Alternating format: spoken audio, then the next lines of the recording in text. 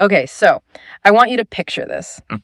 It's, let's say, summer of 2026. Mm-hmm. You finally decided to book that trip to the Mediterranean you've been talking about for years.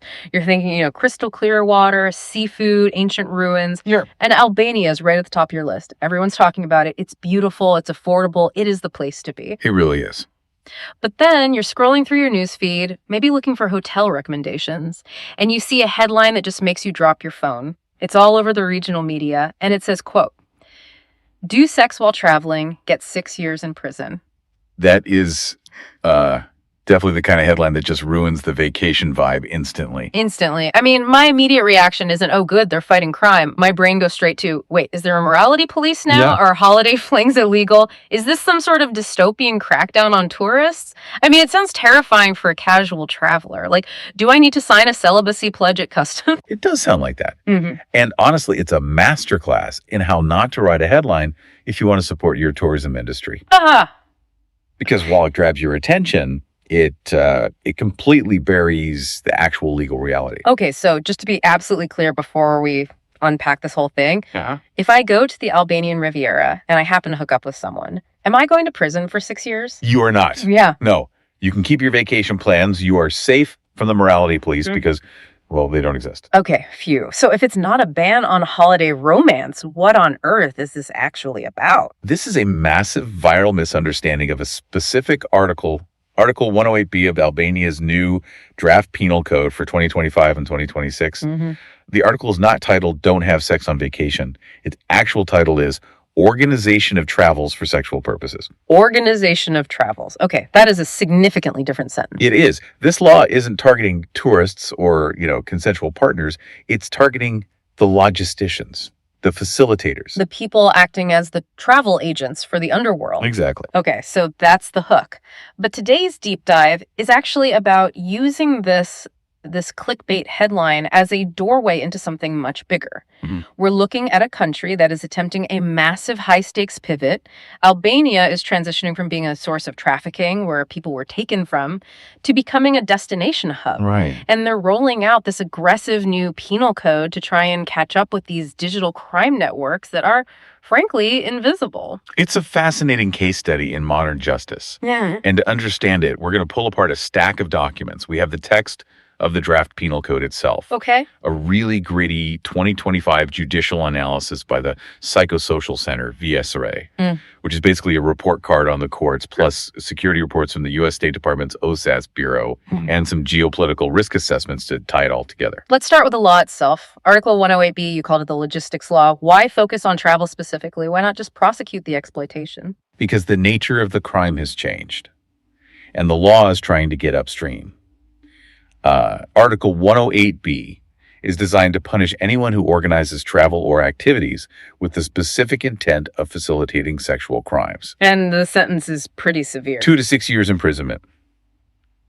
But the devil is really in the details here. There's a clause in this article that I think is going to surprise a lot of people. It's a zero profit clause? Yeah, I saw that in the notes and I had to read it twice. Exactly. That seems completely counterintuitive. I mean, usually when we talk about organized crime or trafficking, the motive is money. Follow the money, right? Yeah. Why would the law target someone organizing this if they aren't getting paid? Because modern trafficking is incredibly sophisticated. It doesn't always look like a business transaction on the surface. Right. If the law requires proof of a cash payment or, profit, you leave a massive loophole. A trafficker can say, "Oh, I didn't charge you for the flight. I'm just a generous friend helping her move to Europe for a better life." But in reality, that free ticket is the first chain in debt bondage. The victim lands, and suddenly they're told they owe the organization thousands of euros for the travel, the visa, the clothes. they have to work it off. Right. So the law is trying to say, we don't care if money changed hands yet. We don't care if you claim it was a favor. If the intent is exploitation, the organization itself is the crime. It's preemptive. It's saying the trap is the crime, even if the trap hasn't sprung yet. Precisely. And practically speaking, it removes the burden on prosecutors to find a paper trail of cash. And let's be honest, in 2026, that money is usually in cryptocurrency, or it's hidden in shell companies, or it's just cash in hand. It's cash in hand. Proving financial gain is hard. Proving you bought a plane ticket is easy. There is another layer to this law that feels very, spy novel. The extraterritorial reach. This essentially says Albanian law follows you across the border, Lays. That's right. And this is becoming a standard in international law, especially for G7 nations like the US, UK, or Germany. It means if you organize a trip from Albania to another country for the purpose of sexual exploitation, you can be prosecuted in Albania even if the sexual act is legal in that destination country. Wow. So you can't just ship someone off to a jurisdiction with lax laws or where prostitution is fully legalized and just wash your hands of it. Exactly. It prevents what we call jurisdiction shopping. The traffickers can't say, well, what we did is legal in that country, so you can't touch us. This law says you organized it here, you had the intent to exploit, so you go to jail here. It's a signal that you can't use the border as a shield for human rights violations. That's it. Now, for the business angle. If I'm running a legitimate travel agency or a hotel chain or a transport company, there's a provision in here that looks absolutely nuclear. The risk assessment source called it the corporate death penalty. Is that an exaggeration? Not really. It is Article 108B's hammer. If a legal entity, a corporation, a registered business is found to be involved in this organization of travel for sexual purposes, the law mandates the termination of the legal entity. Termination. So not a fine, not a suspension. You are done. You cease to exist. Your business license is revoked. The entity is dissolved. And this is crucial because historically, especially in the Balkans, you have these front companies, Right. travel agencies that look legitimate on the surface. Maybe they book a few real tourists, but they are actually funnels for organized crime. Laundering money and moving people. Exactly. If you just find them, that's just the cost of doing business. They pay the fine and keep moving people. Mm-hmm. But if the penalty is the dissolution of the company, you burn the infrastructure. It forces legitimate companies to do extreme due diligence too, doesn't it? It does. I mean, if you are a hotelier or a transport operator, Yeah. you need to know who you're partnering with. You can't turn a blind eye anymore. No. Because if you partner with the trafficking ring, you could lose your entire business. It is a scorched earth policy against the logistics of trafficking. So putting this all together, the headline, 6 years for sex while traveling, is a myth. Complete myth. But the reality is almost more intense. It's a total war on the business infrastructure of exploitation. That's the ambition, moving from a leasing morality to dismantling logistics. So why is this happening now? Why is Albania dropping this hammer in 2025 and 2026? Is it just about trying to impress the EU, or is there something else happening on the ground? It is both. Mm-hmm. But the on-the-ground reality is shifting fast. For decades, the narrative was that Albania was an origin country. Right. People were trafficked out to Italy, the UK, the Netherlands. But by 2024 and 2025, the data shows a flip. Albania has become a destination country and a transit hub. A destination. That means people are being trafficked into Albania. Correct. And do we know who is coming in? We do. The risk assessments identify a significant influx of victims from Latin America, specifically Venezuela and the Dominican Republic, as well as Southeast Asia and China. That is a huge geographic shift. I think when most people picture Balkan trafficking, they aren't picturing victims from Venezuela. It just speaks to the globalization of these criminal networks. Yeah. And to understand how this works and why that logistics law is written the way it is, we should look at the case of Maria. Mm-hmm. This was a case study detailed in our geopolitical risk assessment source. Right, Maria. This story really stuck with me because it creates such a clear picture of the invisible crime we keep mentioning. Maria wasn't kidnapped off a street corner in a van. That's the movie version of trafficking. Right. The reality is much more subtle. Right. Maria was a 38-year-old mother from Venezuela. She wasn't looking for trouble. She was looking for stability. She was promised a legitimate job and a gateway to Europe. And the route to get her there was complex, right? It wasn't just a direct flight. Incredibly complex. The logisticians organized an itinerary through Spain or Croatia to avoid raising red flags, eventually landing her in Tirana. But once she arrived, the trap snapped shut. Debt bondage. She owed them for the complex travel arrangements. And here is the key. She wasn't forced onto a street corner. She was forced into prostitution in rented apartments and massage parlors. Indoors. Indoors. Hidden. And I assume the recruitment didn't happen in person either. No. It is almost entirely digital now. Dating apps, Instagram, TikTok, encrypted messaging like Telegram or Signal. Wow. The traffickers don't need to be in the same room or even the same continent to recruit someone like Maria.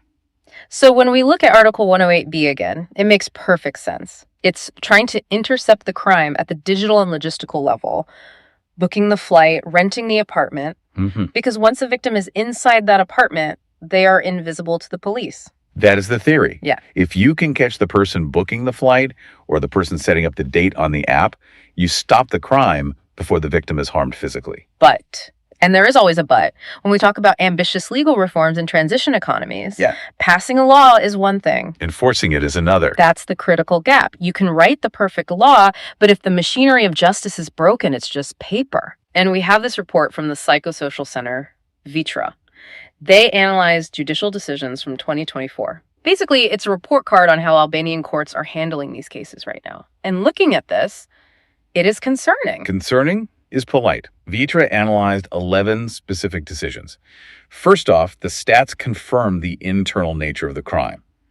82% of the trafficking cases they looked at were internal, meaning victims moved within Albania. Right. But the report highlights a massive conceptual failure in the courtroom, abuse of a position of vulnerability. This is a legal term, but it's crucial for us to understand. What does abuse of vulnerability actually mean in this context? So traditionally, courts look for chains. Did the trafficker beat the victim? Did they lock the door? Did they hold a gun to their head? Physical coercion. Right. But modern trafficking, like Maria's case, uses psychological chains.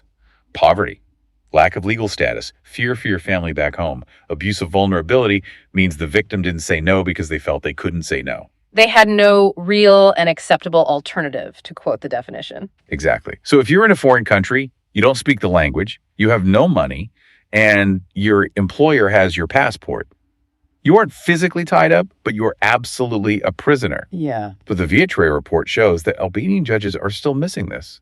If they don't see physical force, they often fail to convict on trafficking charges. They struggle to apply the law to someone who is being controlled psychologically. They might downgrade the charge to exploitation of prostitution, which carries a much, much lighter sentence. So the traffickers get off light because the judges are using an outdated definition of force. Essentially, yes. The law has evolved, but the mindset in the courtroom just hasn't caught up. There was another detail in that Vitra report that actually made me gasp. It's about privacy. And this feels like a basic competency issue. This is a systemic failure, and it is dangerous. The report found that in 7 out of the 11 cases they analyzed, the court judgments contained sensitive identifying details of the victims. We aren't talking about initials here. No. We're talking full names, parents' names, home addresses in the public record. That is horrifying. You have a victim who has managed to escape a criminal network, testified against them, which takes immense courage, and then the court effectively doxes them. It creates what we call secondary victimization. Imagine the stigma in a conservative community, but practically it's a roadmap for the traffickers. Sure. It tells them exactly where to find the victim again, or how to target their family to silence them. It's a direct violation of Albanian law and international standards, yet it happened in the majority of the cases they studied. It really highlights the disconnect. You have this sophisticated, futuristic Article 108B about digital logistics on one hand. Right. And on the other hand, a court clerk is forgetting to redact the victim's home address. It shows that the system is unbalanced. High-level legislative ambition, low-level implementation capacity. And nowhere is that disconnect more tragic than with the data on children. This is the darkest part of the data. The numbers are just stark. Between 2020 and 2024, only 28 child victims were formally identified. 28. But the number of potential victims registered was 700. That gap between 28 and 700 is the dark figure of crime. Where are those other 672 children? Yeah. They're in the system. They were flagged as potential victims, but they just fell through the cracks. Why are the cases failing? Is it the same issue with the judges? It is partly that, but it's also forensic failure. The sources point out that investigations often fail to secure digital forensics in time. They can't get the data off the phones, or they don't request the IP addresses quickly enough. Oh, wow. Or they fail to get a psychological assessment done immediately. And without that evidence? Prosecutors dismiss the cases. They can't prove the crime happened beyond a reasonable doubt. So you have a new law that relies entirely on digital evidence, proving who organized the travel online, but a forensic system that struggles to process that same evidence. This bottleneck. A massive one. Let's zoom out a bit. We've talked about the law and the courts.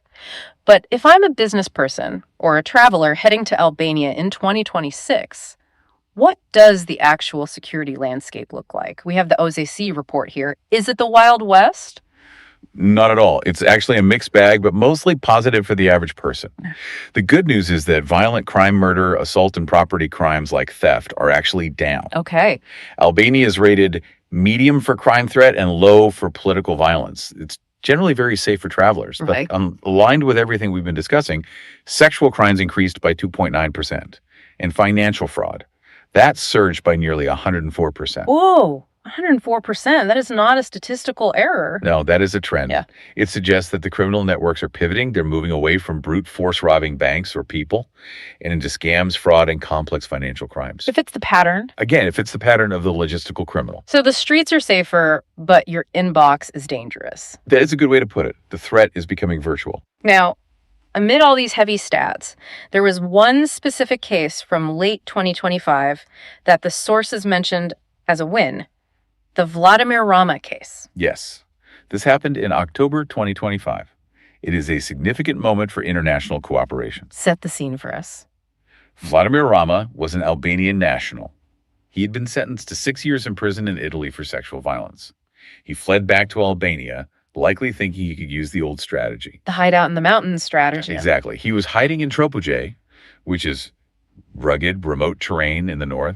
Historically, if you made it there, you were untouchable. But he was arrested for extradition. So the safe haven is gone. That is the message. This case proves that the Balkan route for fugitives is closing. The new penal code aligns its definitions with EU neighbors like Italy, Greece, and France. Okay. When the laws match, extradition becomes seamless. You can't commit a crime in Trieste and think you're safe in Tropoje anymore. It seems like Albanians are really trying to integrate its justice system with Europe, essentially saying, we play by the same rules now. They have to. If they want to be a destination for high-end tourism and business and a future EU member, they cannot be a sanctuary for organized crime. Right. They need to show they can enforce the law, not just pass it. So let's bring this all back to where we started. That headline. 6 years for sex while traveling. We can safely say, myth busted. Completely. But the reality is actually more intense. It's a country attempting to build a firewall against the business of exploitation. It's a shift from policing morality to dismantling logistics. It's ambitious. But here's the question I'm left with. We have this corporate death penalty to stop trafficking. We have laws reaching across borders. It is aggressive. It is modern. But when you have courtrooms that are still leaking victim names to the public and a system that fails to identify hundreds of potential child victims because they can't process the phone data fast enough, it creates a paradox. Did a harsh new law fix a system that is struggling with the absolute basics of protection? That is the million-dollar question for 2026. You can write the perfect law, but justice happens in the practice, not on the page. Right. The law is the software, but the institutions are the hardware. And right now, the hardware is struggling to run the update. Something to think about next time you are booking a trip or reading a flashy headline. It is never as simple as don't do this. It is usually about who is organizing this. Always check the source. Thanks for diving in with